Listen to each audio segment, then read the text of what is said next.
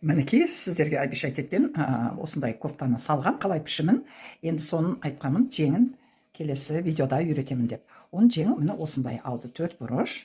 Мына жер жіңішкелеу, фонарик қолы, төбесі де асты да. Резинкаға манжет салуға болады. Мінекей осы жеңді қазір сіздер қалай пішуін көресіздер. Ол үшін мынандай лекалымызды дайындап аламыз. Тура мен бұны осы YouTube каналымда бар, көрсеңіздер болады. Міне осыны біз қазір пішіп көреміз. Ол үшін бізге осындай лекалымызды алып аламыз. Енді біз былай сызамыз бірінші. Мына төбе жағын қырқып аламыз. Мына жерге шейін бір 2 сантиметрдей. Одан кейін мына шынтақтан деп айтады, шынтағымыздан тағы бүйтіп қырқып аламыз. Олардың бәрін істеу үшін бізде қырқып ашылып салынады, міне бүйтіп.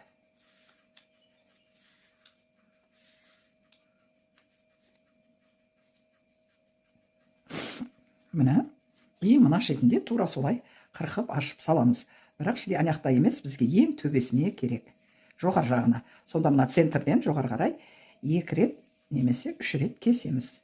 2 рет кессек те жетеді, 3-5 сантиметрдей неғып отырамыз, қырқып ашып отырамыз. Міне осы бар болғаны, әзір мен сіздерге бұны қырқып ашып көрсетемін. Міне, мына жерін қырқамын.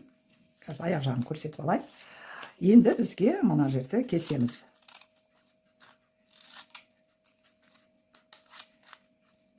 Негізі лекалға бір қабат асаңыз да болады. Мен 2 қабат алған. Қазір мен бір қабатын алып тастайын. Бізге мешать етеді бұл.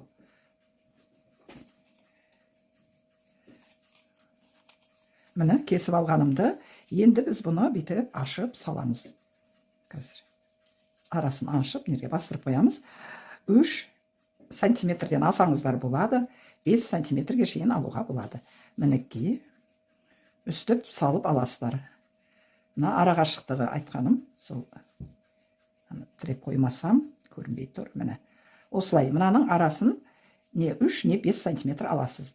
Енді мына жоғар жағы. Жоғар жағында солай кесеміз. Міне кесіп, мына ортасыныкі. Енді осыны кесеміз.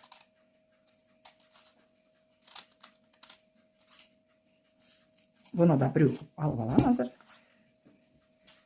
Ой, бұяқтан емес қыздар. Қате кесіп қойыппын.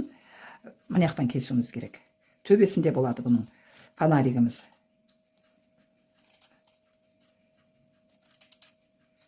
Міне, әзір. Жеңді кесіп алмаппын. Бірінші жеңді кесіп аламыз. Осылай. Міне, жеңімізді кесіп алдық. Мен әзір бір нелерін скотчтап қояйын, қате істеп қойғам.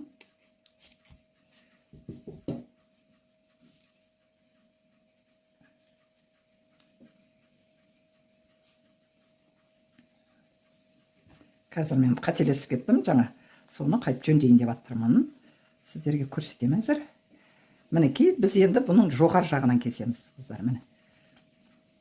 1, 2, мына жерден тағы біреу кесеміз, 3. Міне кесіп алдым үшеуін. Енді осыны осылай қоямыз, бұны да ашып саламыз бүйтіп. Міне ашып не қояйын. Бұны да тура солай 2-3 сантиметрден ашасыздар. Төбесінде сборка болу керек. Біркелкі қып ашыңыздар. Міне мына осылай, мынаны үстіп қоямыз. Бұны қыздар сіздер бөлек-бөлек кесіп алмаңыздар, просто лекал дайындап осылай қойып сызып аласыздар. Енді біз бұны мынағы бүтін болады, пішіп атқанда, міне осылай үстіп сызып кесіп аламыз. Мына жағы, мына иығының төбесіне тігетін, бұл жағы бүтін болады.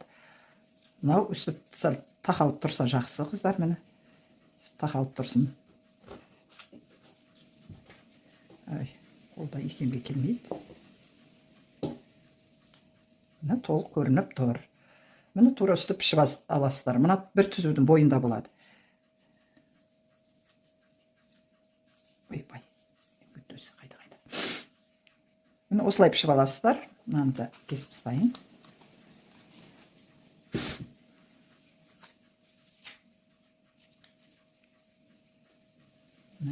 Мына жері осылай.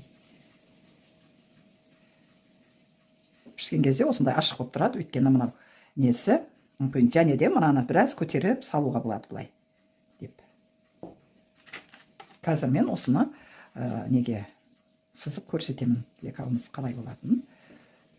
Мінекей, қазір мен мына розовый неге сіздерге көрсетемін, қалай 2 қабатты баласыз жеңді. Енді осы лекалымызды осы жерге қоямыз. Бірінші мына бас жағын қойып аламыз. Мына жерден жоғарыдан біраз қалдыруымыз керек.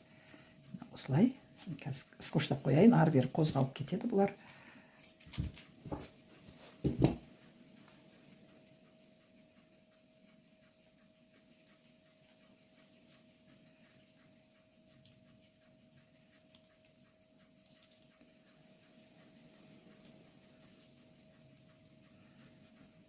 Міне мен скотчтап қойдым. Біздің жеңіміз сіз қоясыз, осылай тұрады. Енді мынау ортасы. Ортасы да осы жерге түзу тұру керек. Міне. Бұны да бекітіп қоя салайын. Мынау тақалып тұрғаны жақсы.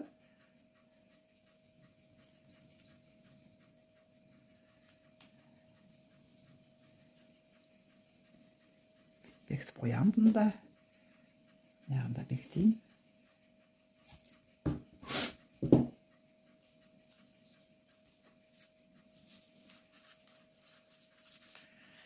Мінекей, енді мынау төмен жағын көрсетемін. Төмен жағы да осы жерге түзу қоясыздар. Міне, бұлай. Қазір бұл жағында бекітіп, бәрін ыңғайлап көрсетемін.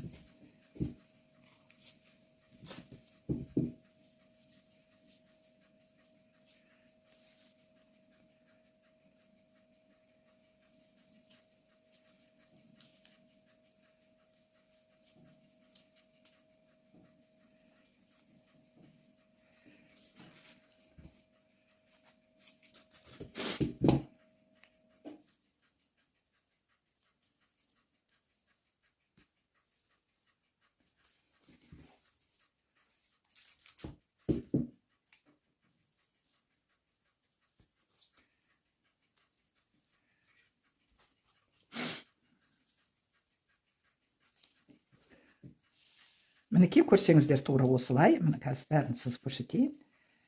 Скотчтап қойдым, өйткені ары бері жылжып кетеді бұлар. Сол себептен міне осылай матаға қойғаннан кейін осының етегімен осылай сызып аламыз. Мына жоғары жағында тура солай сызып аламыз, бірақ мына жерден 3 сантиметр көтеріп барып, міне, одан кейін бүйтіп ала саламыз. Міне. Сонда мына жерде, мына жерде складка болады бізде. Енді осыны біз қырқып аламыз. Міне, бұл қағаз 2 қабат болу керек. Міне, қазір қырқып көрсетем.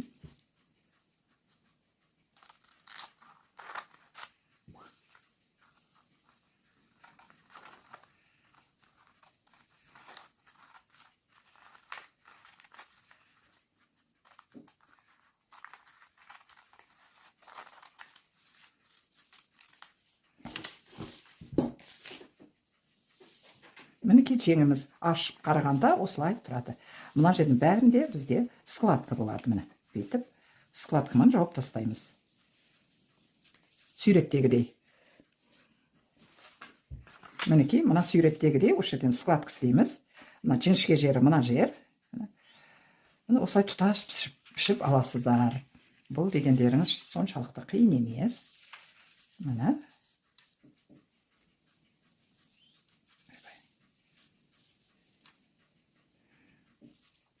Мінекей, қыздар, тіркеліп алыңыздар, мұқият асықпай, соңына шейін көріңіздер. Кофтасы алдыңғы YouTube'дағы видео сабаққа салғанмын, сол кезде айтқам келесі түсірімде сіздерге жеңді қалай салуын көрсетем деп. Міне жеңінде салып көрсетіп отырмын. Мына жерде сызып қояйын, мынадай сызып қана. Ұнаса лайк басып, подписаться етіңдер. Менің YouTube каналымда осы тігіске байланысты көп деген видео сабақтар бар. Қарапайым түрінде, оңай түрінде салып қойғанмын. Үйреніп алыңыздар. Жақын туғандарыңызға да жіберсеңіздер болады. Олар да осындай сәнді көйлектердің қалай пішілуін, моделировать етуін үйреніп алсын.